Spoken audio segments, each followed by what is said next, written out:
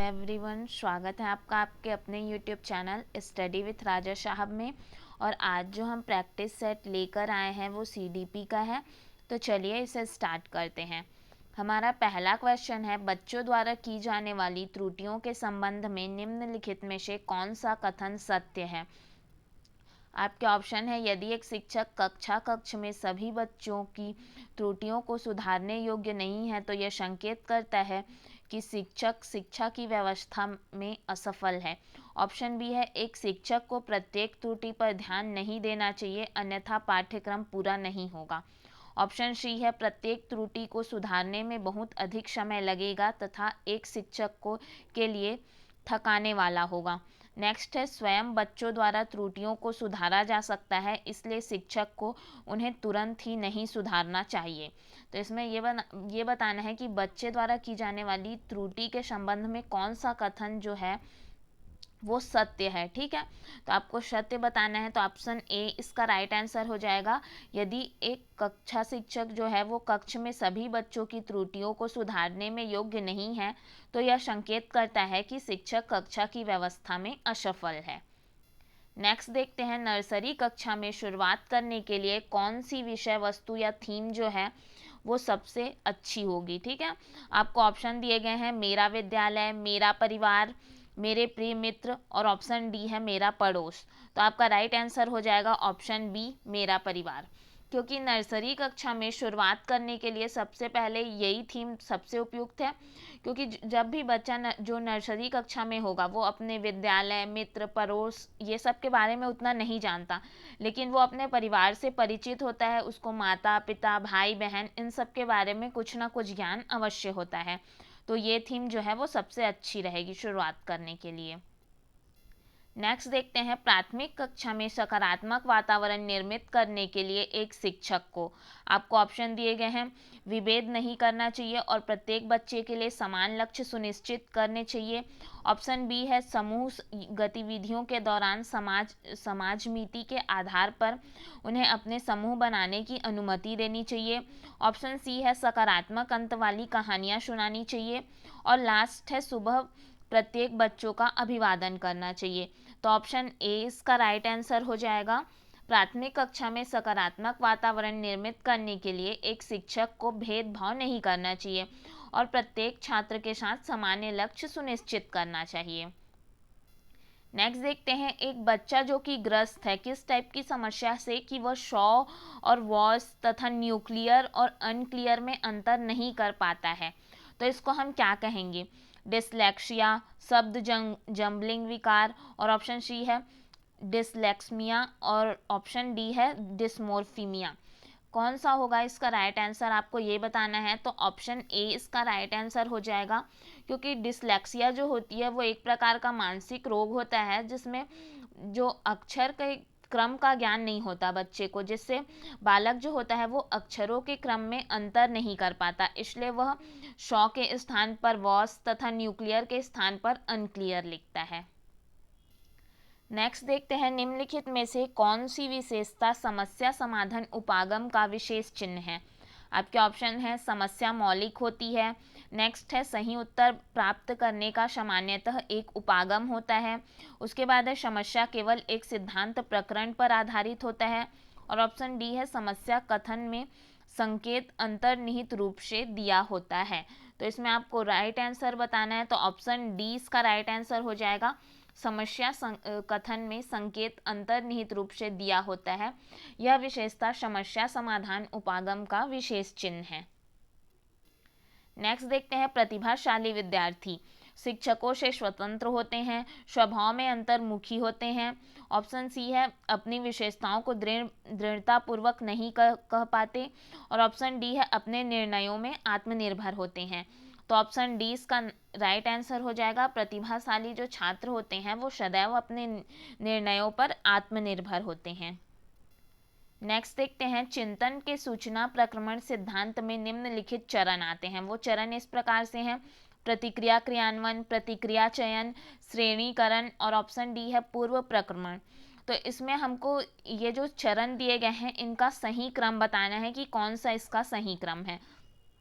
तो चिंतन के सूचना प्रक्रमण सिद्धांत के अनुसार जो होता है, सबसे पहले पूर्व प्रक्रमण आता है, उसके बाद श्रेणीकरण आता है, उसके बाद प्रतिक्रिया चयन और उसके बाद आता है लास्ट में प्रतिक्रिया क्रियान्वयन।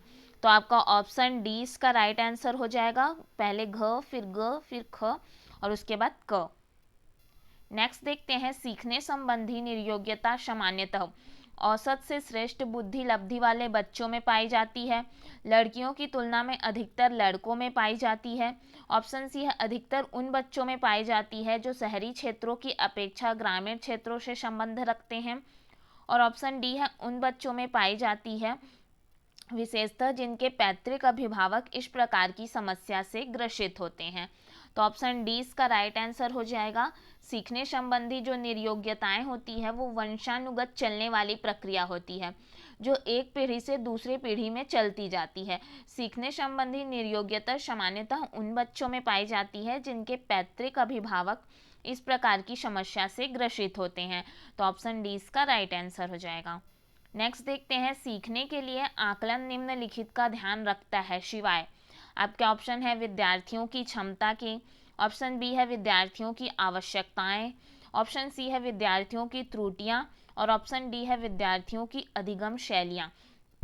तो आप पहले क्वेश्चन को ध्यान से पढ़ लीजिएगा कि इसमें पूछा है सीखने के लिए जो आकलन होता है वो निम्नलिखित का ध्यान रखता है, किस मतलब किस चीज़ का ध्यान रखता है सिवाय किसका नहीं रखता, हमको ये बताना है। तो सीखने के लिए आकलन जो है वो विद्यार्थियों की आवश्यकताओं का ध्यान नहीं रखता। इसमें आपको पूछा है कि किसका ध्यान नहीं रखता, तो ऑप्शन बी इसका राइट आंसर हो जाएगा। जबकि सीखने के लिए आकलन विद्यार्थी के क्षमता की बात है अगर, या उनकी त्रुटियां हैं और अधिगम शैलियां हैं, इन सब का ध्यान रखता है। नेक्स्ट देखते हैं, निम्नलिखित में से कौन सा सूक्ष्म गति कौशल का उदाहरण है। आपको ऑप्शन दिए गए हैं, ऑप्शन ए है दौड़ना, बी है लिखना, सी है चढ़ना और ऑप्शन डी है फुदकना। तो यहाँ पे आपको पूछा गया है कि इसमें कौन सा गति कौशल का उदाहरण है, तो लिखना जो है वो सूक्ष्म गति कौशल का उदाहरण है। सूक्ष्म गति कौशल में सक्रियता निहित होती है। इसमें और भी कई एग्जाम्पल इसके आ सकते हैं सूक्ष्म गति कौशल में, जैसे एक स्थान से दूसरे स्थान तक पहुंचना, देखना, लिखना, अपने शोल्डर्स को घुमाना, ये सब जो है वो सूक्ष्म गति कौशल में आते हैं। तो कौन सा इसका उदाहरण है पूछा है, तो ऑप्शन बी इसका राइट आंसर हो जाएगा। लिखना जो है वो इसका उदाहरण है। नेक्स्ट देखते हैं, वाइगोत्स्की के सिद्धांत का निहितार्थ है।